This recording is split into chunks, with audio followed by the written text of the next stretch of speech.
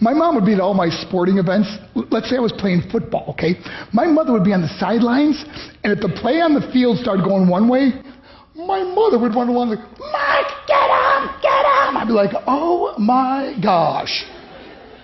I'd get in the huddle with the other guys. They go, Mark, is that your mother? I go, no, I never saw her before in my life. See, the greatest gift my mother ever gave me, she believed in me. I have overdosed on drugs on 3 occasions where I should have been dead. But I believe I was kept here for a reason. You show me your friends, I will show you your future. How do I know this? I hung out with losers, and I became the biggest loser of them all because I gave up everything I dreamt about as a little boy because of who I chose to surround myself with. My friends would drive me home at 2, 3, 4 in the morning. We'd be drunk and high, laughing in the car. We'd pull up in front of my house in New York. They go, Mark, the light's on. I go, oh man, my mother's up.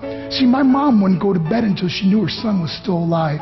I'd walk in, she'd say, hi Mark, how was your night? I go, it was good, Mom, I'm just going to go to bed. She goes, can I talk to you for a minute? I go, Mom, I'm tired, I'm just going to go to bed. She goes, Mark, I haven't seen you all day and all night. Can I please talk to you? I said, man, just leave me alone. You bug me. I'd slam my bedroom door on the one person who believed in me.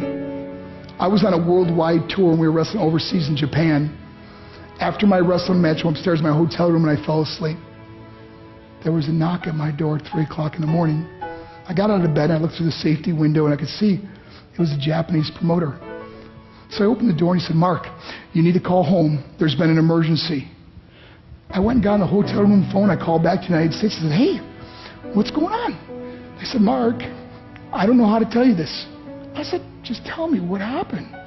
All of a sudden I started crying. They go, Mark, I can't tell you. I said, just say it. They said, Mark,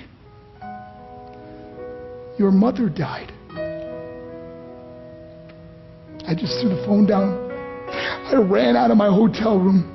I took the elevator to the lobby, and when the doors opened up, I just ran out into the street. I mean, there was no cars, there was no people. It was 3 o'clock in the morning. And I walked down the middle of a street in Hiroshima, Japan, and I remember looking up and just saying, Mom, I am so sorry. I flew home for her funeral, and I was so nervous to walk up to her casket, so I just stood way in the back.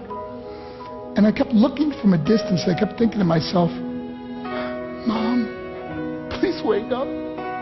Please get up. And then I finally got the nerve to walk up to her. And as I got closer, I could see my mom for the first time. I mean, she was so beautiful. She was dressed in white. I mean, she looked like an angel. And I just stood over her and I said, Mom, you are my hero. Everything I am, everything I hope to be was because of you. You loved me so much, you gave me a life. You're the only one that ever believed in me. How did I repay her? By getting drunk, by getting high, by getting stupid, by hanging out with losers? For what?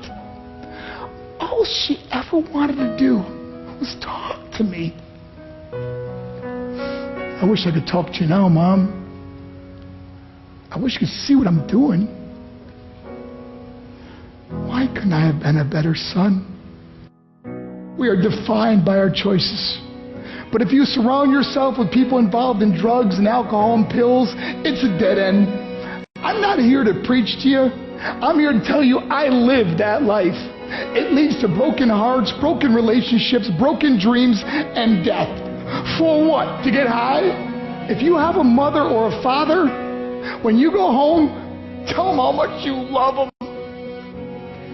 See, my whole life was about being rich and famous. I had to be a millionaire. I had to win the race.